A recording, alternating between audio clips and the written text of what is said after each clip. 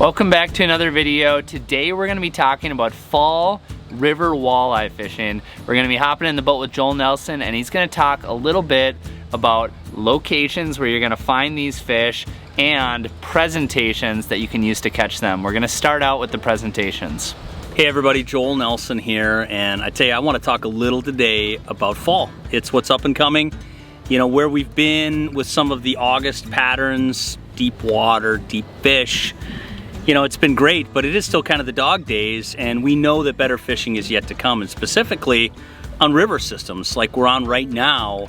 Fall fishing can be absolutely magnetic, and that's really what we're all about here, is talking about some of the patterns that will be coming. And I want to share with you guys 3 specific presentations that on river systems get me bit day in, day out, from the late summer, early fall period all the way through to the end of fall. So this is going to be river specific. A lot of these techniques will work on lakes too just fine, but we're going to get a little bit nerdy on rivers and river systems and talk about what's going to catch you fish in the coming weeks. So first and foremost, we'll talk a little bit about where we've been. So deep fish on the rivers, a lot of guys running live bait, pulling spinners, you can pull lead core, you can do a lot of different things to catch fish that are spread out.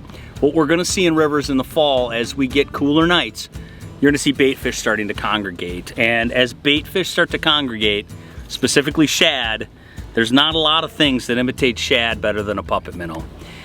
And if you're talking about river systems, a lot of times points, neck downs or narrows in the rivers, areas where the current hits and then is broken and fish can sit behind those areas, a lot of dead shad will pile up, as well as some of the rafts of shad that get sick of being buffeted by the current.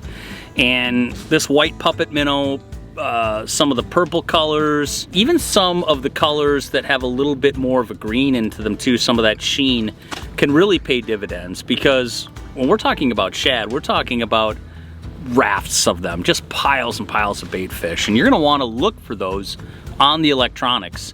If you're not seeing them where you're fishing, you're probably not going to enjoy as much success as you would in an area that's loaded up with shad. So for this puppet minnow, it's a great early fall, even late summer bait, leading all the way through, because if you're on shad, this thing imitates it really well. So vertically, right now, we can stay a little bit deeper, anywhere from 20, 25, even 30 feet of water, and just vertically pump the rod, just pump that rod. You're looking for fish that are gonna eat on a reaction. These baits glide, right? They glide off to the side. You jerk them up and they swing back down. So it's fun to keep that rod pumping and drop on a semi-tight line. Too tight, you're gonna kill the action. Too loose, you can't track the bait as well and figure out when you've maybe gotten hit kind of in the middle of the water column. So get some time in on this puppet minnow, spend some time in deeper water, early fall, late summer, and you're gonna get bit at any system that's got minnow species that these walleyes, smallmouth, everything is gonna be relating to. So puppet minnows are a really important tool for me. As soon as we start to get into that midsummer period, the fish start to turn off a little bit. Sometimes snapping that hard bait right in front of its face is enough to get a bite when they're not in a super bitey mood. But also, for me, as we get deeper into the fall, water temperatures start to drop, the fish start to push out a little bit deeper out onto some of those deep main lake structure areas. That's when this bait really shines, and it can be even better than it is in the summer period. as we get the cooler nights, as those shads start moving shallower and are comfortable shallower, we're gonna be able to fish a number of different presentations to go target the fish that are up there pushing shallow.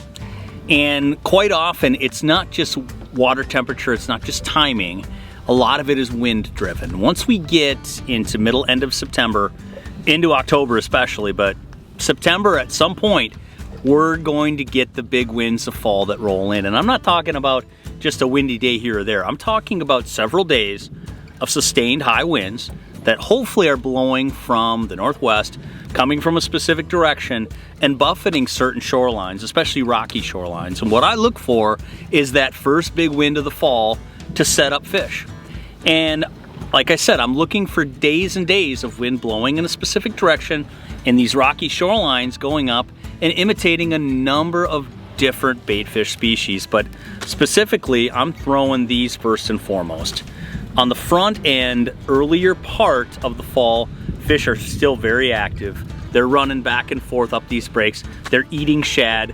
and an impulse paddle minnow imitates that shad just perfectly. So especially in white, the smelt colors, anything with a little bit of purple or emerald green, any of those colors on your jigs or your plastics are going to be useful. The jig specifically I'm running is this MVP jig, and I love this in a river system in the fall because I really like the keeper. Number one, in a river system you have all kinds of different fish, from sheephead and catfish and different things that'll grab the tail and pull that down. Well, with that wire keeper, it's really good. The other thing that I like about the MVP jig is this sickle style hook that really keeps fish buttoned up. It's amazing. Once you hook up with this jig, you just aren't gonna lose a lot of fish. So it really keeps fish buttoned up. It stays sharp very long. It's a heavy duty jig on a slightly heavier kind of format. So you're gonna be able to stand up to some of the rocks and some of the debris and cover you're throwing at, because rivers are just full of a lot of that trash. So this is a number 2 presentation for me anytime we start getting past the first parts of fall. You get into the big winds, lowering water temps, it's a great one. So for me, I like to think about the jig and plastic in fall kind of like I think about it in spring. When the fish are up shallow, you cast it up there, you give it a rip, pop it over cover, whether it's weeds, whether it's rocks, and it's a really killer presentation in spring, and a lot of people are using it then. But it's sort of the same deal in fall, where in some cases those fish will drop down into super deep water, and that's where you're gonna catch them, and that's where you might get them on puppet minnows and stuff like that, rigging. But at different times they're gonna move up into shallower water as well, and that's when some of those spring tactics kind of come back to life. You can do the jig and the minnow deal, you can do the jig and the plastic, and sometimes those bigger boot tail plastics can really be the deal. Last but not least, I'm grabbing a whole box of crankbaits here as kind of a spoiler alert for you, is I start going to the great big crankbaits. I really love throwing big crankbaits for walleyes especially. So something like a number 8 rumble shad seems like overkill. I'm telling you right now, it's not. Even the number 7s are really good in these river systems. I got a couple different colors. I got a purple-descent here. I've got this Wonder Bread. This purple-descent is a lovely color anytime you're talking about shad in the system. These number 7 and 8 rumble shads, you're gonna set up on those same winds, and you wanna set up where the wind's at your back blowing to shore, and you're just gonna rifle these balsa baits right up onto shore almost. And literally, when it's really hot, when the wind's bucking, it's hard to maintain boat control. That's when you're gonna get bit literally on the first 2 or 3 cranks from the shoreline.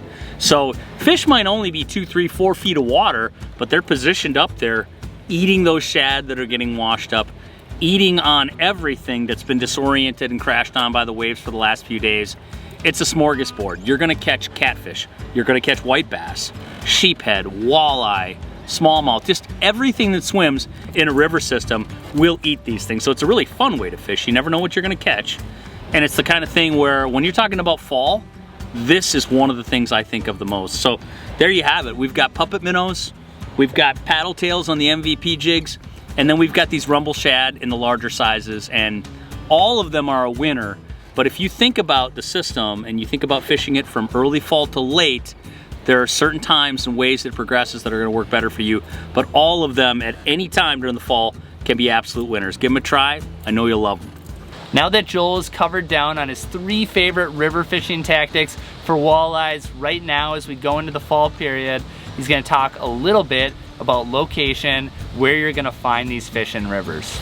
So when we're talking about fall river locations, it's kind of an interesting deal, but it can be as simple as finding some points. Quite often, even some of the shorelines that are barren or not a lot going on, as long as they have rock on them, can be good. But the best of the best really are wrapped into a lot of the points on these river systems. And if you look at like the one we've got here, it's really good for a number of reasons. You can't see it, but there's good rock down here on this part of the shoreline.